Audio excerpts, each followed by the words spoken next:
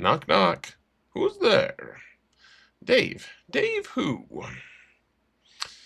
Dave began to weep uncontrollably as he realized that his grandmother's Alzheimer's had progressed to the point where she no longer remembered his name.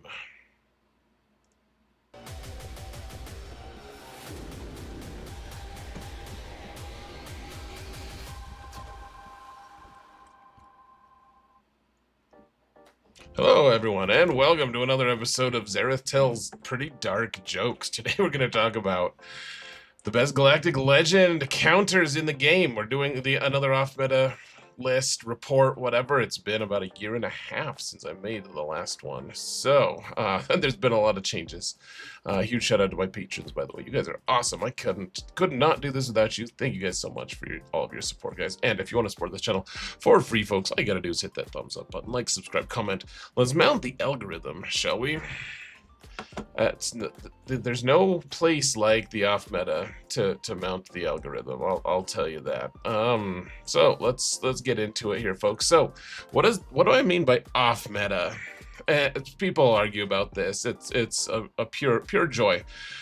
So to me, for the purposes of this video, at least, what I mean when I say off meta is that we're using teams that aren't the meta teams. They're not like the main teams, like the most powerful teams, but still beat the most powerful teams, the meta teams. And I define meta as basically, in this game, just the galactic legends. I realize that there are other really powerful characters out there, but by definition, galactic legends are overpowered in this game. They're the most powerful characters, and they make the most powerful teams in this game. Therefore, they are the meta. They are the main thing that's being used, and so they're the meta. That's how I refer to it. And so if you use things that aren't galactic legends to beat galactic legends, that's the off meta. We're using something weaker to beat something stronger. And I know that there tons of people argue, they're like, oh, but the off meta has become the meta because everyone uses, like, no, I'm just going by pure power and the description of they're a galactic legend. They're more powerful than any other character in the game, and you have to have some level of like. The definition becomes way too blurry if you decide to be like, well, sure, we'll include this team as well. Like, galactic legends have stood the test of time. They're the ones that are the off meta, or that are the meta, and that's what we're talking about in this video. So why do you want to use the off meta instead of just using your own galactic legend? People ask me this all the time, like, well, it's not really meta, or it's not really like necessary. You can just use your own galactic legends, and sure, I mean, you can. That is certainly an option. First off, I mean, it is really fun. There's a lot of good reasons for it, though. First off, I guess we should also just get this out of the way. This is for this is for Grand Arena, Galactic Grand Arena. This isn't for a different game mode. This isn't for like territory wars. None of these numbers are that I've collected are for that. They're for territory wars. It's purely GAC, and so it is a lot of fun. It does take more skill. You need to know what you're doing. You need to know your kits pretty well. But if you want to play GAC at a high level and be able to play to the point where you beat opponents that you kind of shouldn't beat, that opponents who do have this approach of just use galactic legend to kill galactic legend, if you want to do that, you need off-meta teams, and you need more options as well. As the meta shifts around datacrons and everything, that this approach is something that you kind of just need to know how to navigate. Otherwise, you find yourself in some pretty weird predicaments that, I mean, if you're content with just staying where you're at, if you've learned your place and you don't want to expand your knowledge and competency in this game, I suppose you don't have to do this. I really like to do it. It's a lot of fun. So let's I should also just point out, folks, this is all of this information, all of the numbers that I've crunched, all the data that I've collected, have used some datacrons. I've taken off the ones that are the most overpowered, though. I've tried to collect a lot of data over the course of several seasons, not just the most recent season, and that you just can't avoid the datacrons are going to impact things. Okay, so anyways, let's go into, all right, standard counters. So there's three different, like, kind of, well, I don't know if Great Mothers really count as really almost Seer Malicos counts more as a standard counter, but I am gonna put them in the little corner up to the right for most of these because Inquisition do typically, and this includes Riva and Grand Inquisitor, they typically do counter a lot of Galactic Legends. It's kind of just the assumption that they're going to counter a lot of them. Darth Bane also usually has some kind of puncher's chance against most Galactic Legends, not all of them. And then Great Mothers have proven themselves to be pretty strong. They kind of almost don't deserve a spot up there, but we're trying it this time. I don't really know if this is going to be a permanent fixture for them, or for Inquisition for that matter. They're less and less relevant as more Galactic Legends are released. So first off, Jedi Master Luke. This is in no particular order, though. We're going to get rid of the weakest Galactic Legends first. So at least that are on defense. Jedi Master Luke. I know a lot of people will be like, well, why are you wasting your time on this slide? Jedi Master Luke is not a good Galactic Legend on defense, and I tend to agree. Actually, though you're gonna see Jedi Master Luke on defense a lot in the early game. That's just how it works. Early game, he's still gonna be there, and early game probably needs this guide more than any other group, actually. But yeah, Great Mothers beat this. The Inquisition beat this at a really high rate. Bane works really well here. You can also, this is the only one you can use Traya on, actually. Traya doesn't counter any Galactic Legends other than Jedi Master Luke. Even Grievous, this is why I used to love Grievous so much. He used to counter this team, and now, I mean, he still does, you just don't ever see this team. So if you want Newt on the team, if you use Newt instead of Stap, then Newt is actually a higher win rate, but Stap is still a decent 70%. Seer Malicos is, I mean, this is a pretty high win rate as well. Even Mon Mothma beats this. You really kind of do need Luthen, though. Actually, as I remember it, I think that you still had some level of win rate if you didn't before Luthen came out. That still existed. My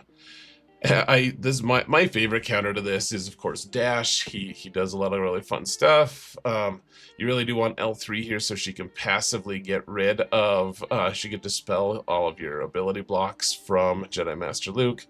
And then even like Starkiller teams work. The thing that's scary about Starkiller is if your ability blocked for too long. If too many people get ability blocked with his initial AoE, with Jedi Master Luke's initial AoE, it can be some serious issues because you can't get the turn meter started nearly as well without applying shock with your AoEs and getting tenacity down with Mara Jade, etc.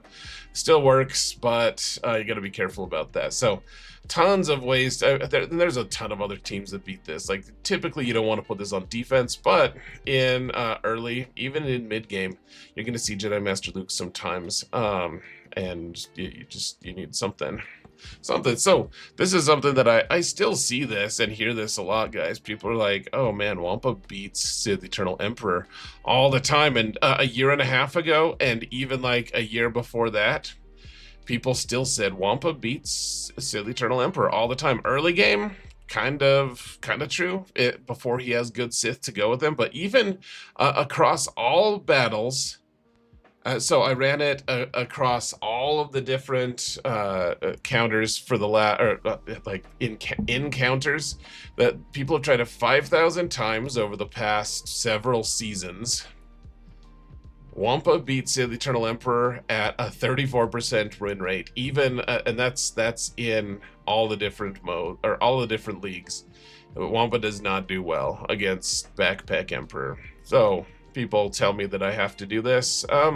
When people say that you really have to do this, just tell them No, I don't think I will. Now, as far as the best versions of the Emperor on defense, typically you want him as the lead. You could put Traya as lead, actually. That is an acceptable option, but you have to, if you want to put him on defense, and this is a series that I've been considering doing, like what are the best versions of each team to place on defense? Though that's typically like my my best offense and defensive teams video that I put out. Anyways, for him, you typically just have to give him like a full team.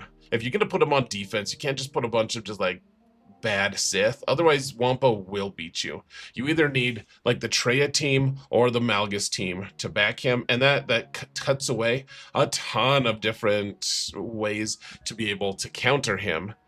There still are ways to beat him, but Malgus especially, but Traya also works. Like, they'll both cut back on a lot of the teams that people will use to beat him. So in terms of the best team, I ran all the numbers based on if you put the Darth Malgus team on defense, if you're facing that. So Bane and Dooku still beat this at a crazy high level. Bane just destroys it, basically. Reva, if you don't have a good Inquisition Datacron, then Reva teams can win, but this is where they kind of like they really struggle against things that can put them in fear passively, which the Malgus and Malak combo really does that super well. Darth Revan, if he's still around, which it's tough to get rid of him because there's 2 tanks and he's tough, you can't assist against him, etc. He can put the whole team, because your whole team is tanks. You can put the whole team in fear and you could just get destroyed. So Inquisition, probably not the very best counter, though it works really well against like the weak Steel Eternal teams. And then so I know the Sith Eternal is a galactic legend, but if you use so Grey Mothers don't work here at all. If you want to use, if you had Sith Eternal Emperor yourself with Watt, then the win rate is 96%. So it's a great use of you only need one character to beat this team, plus, you know, the Malgus team is like a separate team. So Aphra, this is one of the very few teams that she does okay in. If you have a really strong Dr. Aphra team, then you win at a 75% win rate. All the other Kyber levels, so all of the data here is for the most part on Kyber 1. Like, this is the best players with the best teams countering the best teams. Like, that's the most reliable level of data that you can get. So all of these counters are based off of Kyber 1 numbers. So in 75% win rate with Aphra in lower Kybers, in Kyber 1. In the lower ones, it's significantly worse because people don't know how to use Aphra teams. They don't know what they're doing. They just kind of flub. So anyways, I wouldn't get Aphra just because she counters Sith Eternal Emperor on defense, but she can do it if you're 75% is still not like a sure thing either. So gun guns, this is one of the best uses of gun guns in the team, in the game. The frogs will beat a lot of different versions of Sith Eternal Emperor at a pretty good win rate. We don't have any numbers in 5s for how this works, but I think Maz Kanata, just because of she gives her whole team 300% extra offense to delete the Sith specifically. Like, I think she's gonna win. We don't know for sure how Maz Kanata's gonna do against this, but I think it's a pretty safe bet that she's gonna do pretty well. And then Queen Amidala, she does typically counter this team as well. Good deal for Queen Amidala. So Supreme Leader Kylo, this is one that we're not going to spend much time on because we don't have much data. We not too recently got Pointy Teeth Rey, and when she was released, I mean, she's been pretty good. She's good.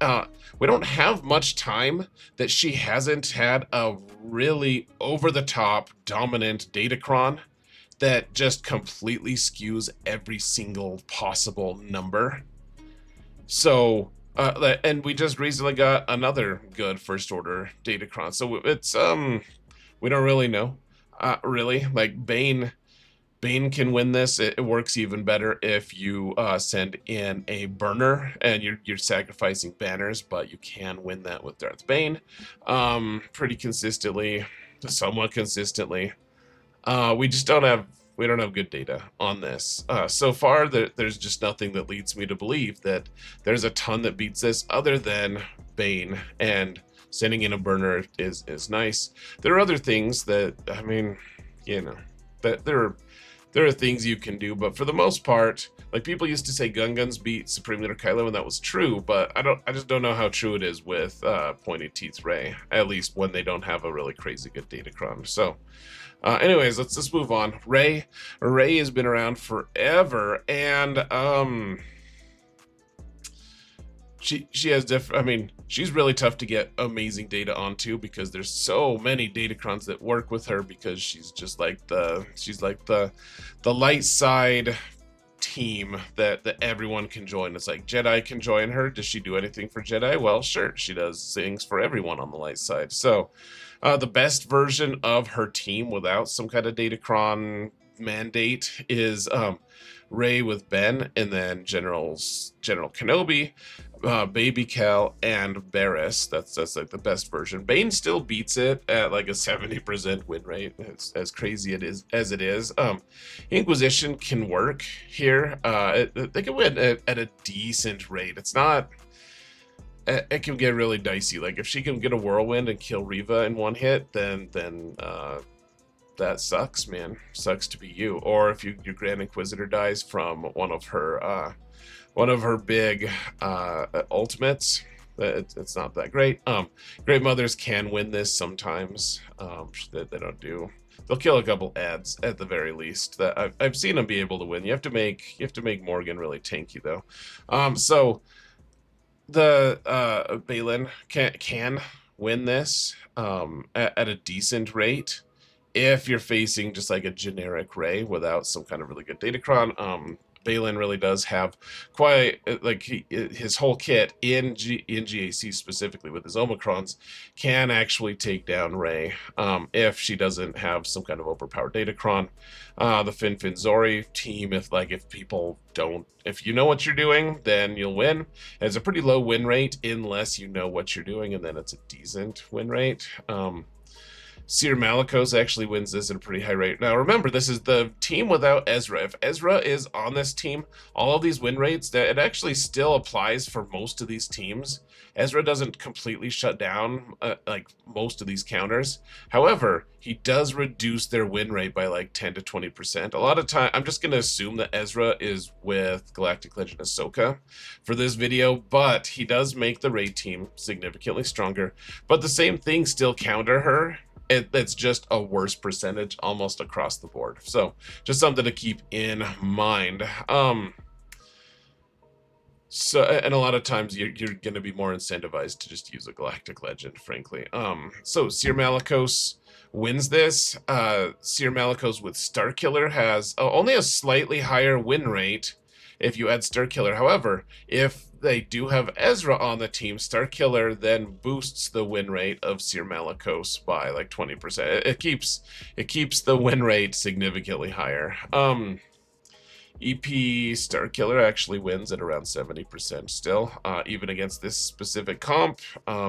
General Skywalker actually still wins this about half the time. If you know what you're doing, you could probably make it a little bit higher.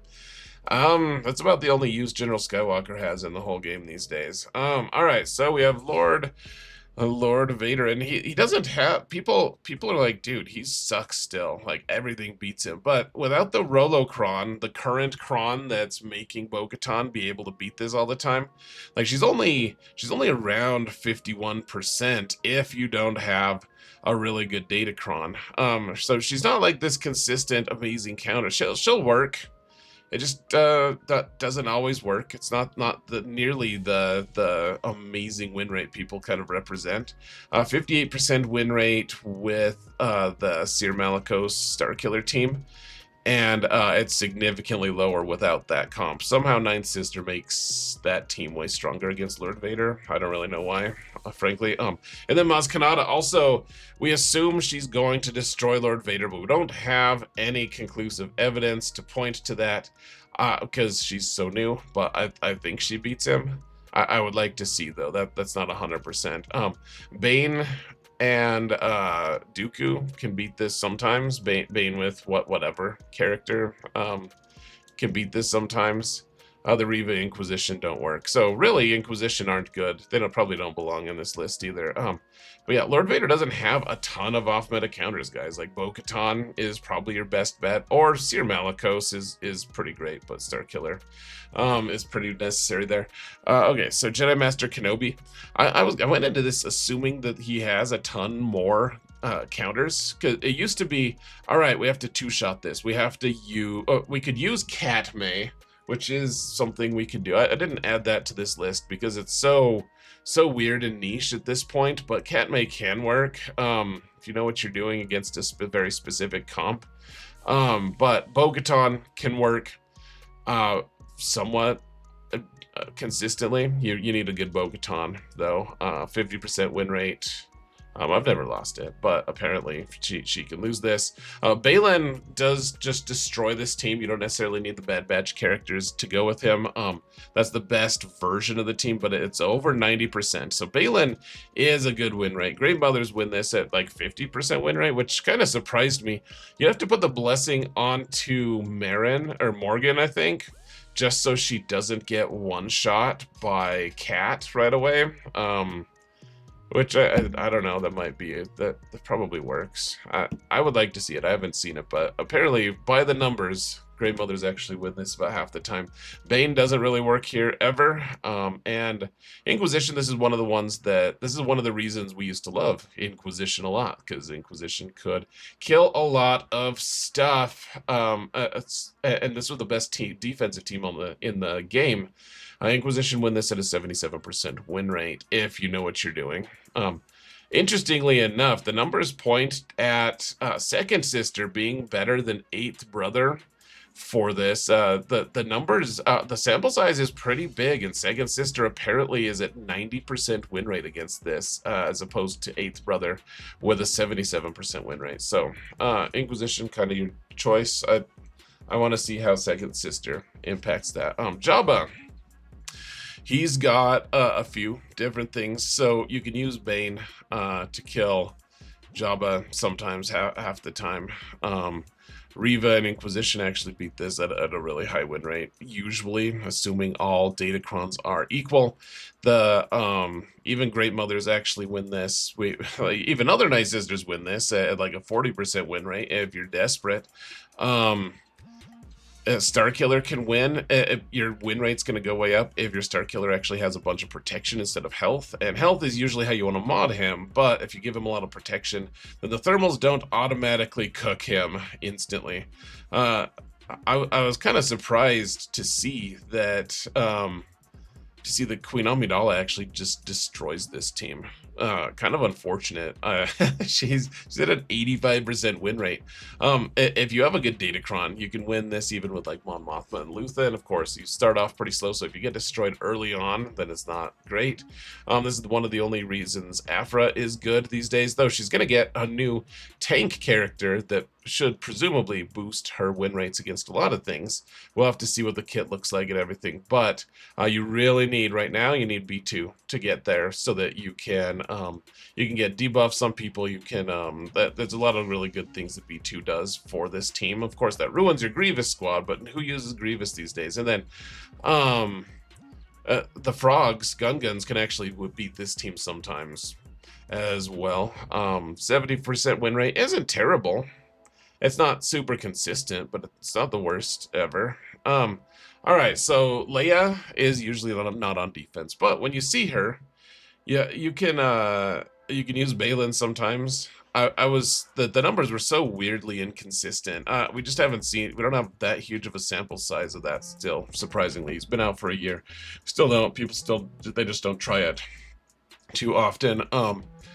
Part of it's because just no one wants to have Baylan, and then why would they use him on Leia when they can use him on something else that's awesome? Seer Malicos it doesn't really work that well. Actually, there's not a ton of things that win against Leia. Surprisingly, like she's been a really strong, she's been a really strong team on defense. Surprisingly, and the team that wins the most at the highest level is actually with Baze and Old Ben. That's like the one that beats all the old off meta stuff. Like Bane works sometimes, 75 or 70% or so. The tanky Sith. People used to say that if you take the Sith Empire Trooper with Bane, it's gonna be better. Apparently not though. The numbers don't really show that, and the Inquisition can work. Because if R2-D2's on there, then they're going to have a lot of passive cleanses, and then she's going to give them Death Mark, and you can kill them. Of course, she also does enough damage, and there's enough AoEs, and there's enough people who ignore Taunt on the team. Well, the whole team ignores Taunt. That, well, she does her log roll. That that they kill, if they kill Grand Inquisitor, which she's like one of their favorite targets, the fight gets a lot tougher. So the Leia team, or the Reva team, can win this. They have a lot of interesting bonuses to it. It's not like super consistent though. Seer Malicos can win. Starkiller does add like 20% to the win rates, so Starkiller on that team is pretty nice. Grey Mothers actually have a decent win rate as well, somewhere between 75 and 80%. I don't know why I relegated them to the bottom there this time. And then Maz, I don't know. I would like to see how Maz Kanata looks against Leia. We just don't know. This is something I would like to explore more. All right, last couple Galactic Legends here. So Galactic Legend Ahsoka, not a ton of counters so far. I mean, but the ones that are there are like kind of hurt, honestly. So Great Mothers beat her at a decent rate. Like you can almost always win if you have really fast Great Mothers with Morgan, if you know what you're doing. If you like, you guys can watch my counter videos just to see exactly how to do it, but you can beat her with, assuming she doesn't have a way to get Hera to do. If Hera does her fracture right away, there's a way to make Hera do that. Then or Ezra gets first turn or something. Like it can really shift things quite a bit. So, anyways, Hera is pretty nice there if she's really fast. Otherwise, Great Mothers beat this, and then a Finn Zori team also, assuming you can get your Finn or Zori to go first or second, I guess. Like you can't go faster than Ahsoka, but otherwise, as long as they can go second, then you can beat that team, albeit for bad banners. And then Seer Malicos don't have really high win rates, but it can work. Bane lead doesn't really work here. If you use, say, the Eternal Emperor with Bane, you have like a 50% win rate, and then yeah, Inquisition don't work. And then Hondo, yay for Hondo. He's new. We don't really know much about him in 5v5. We do have a little data. He was out for 1 week last season in 5v5, and he had a pretty good datacron, so we don't know everything. The most promising things so far, though, by far, I thought it was really interesting. So Bane actually wins this at 63%. That's not great, but he can win. It's a little bit higher if you use the Eternal Emperor lead. There's the Inquisition just aren't really that good against him. 27% win rate, even when they have a really great datacron. Great Mothers actually win this at a like really low win rate, but they still do, like they'll kill some ads. Seer Malicos is surprisingly, it's over 80% win rate, which is pretty crazy. One of the nice things it does is negate the auto revive function that Hondo has. And so if they kill someone and Malicos is there, there's just no revives, which is really nice. And then the Finn Zori team, it's got like a 30-something% win rate right now, but it can do pretty well. If it can get its feet under it, if the Hondo team isn't just totally destroying them with, you know, taking tons of turns and stuff, if you can actually get your turn meter going, there's not a lot of response that Hondo can do. Like you can kind of just run the table with all of your turn meter shenanigans. So It's interesting. I want to explore that one more. Yeah, he's still kind of an enigma. I do think it looks like Seer Malicos with Starkiller is probably going to be your best bet though for off meta. And that's basically it, guys. Keep your eye out for other seasonal videos, counter guides, as I put them out.